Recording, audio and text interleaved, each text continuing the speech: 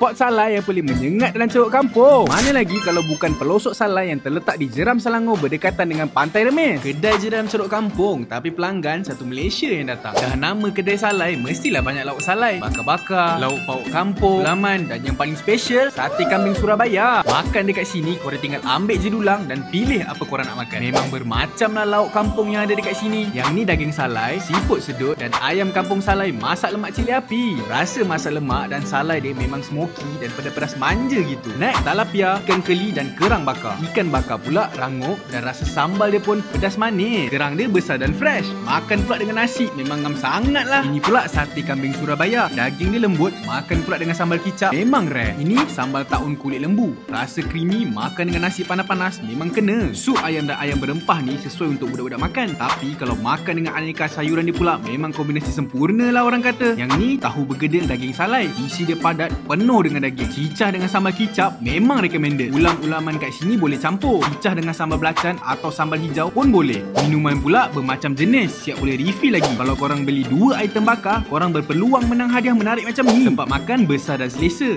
Siap ada tempat beraircon lagi. So tunggu apa lagi? Yang mana nak ke Pantai Remis tu, bolehlah singgah pelosok salai, try masakan kampung yang ada dekat sini.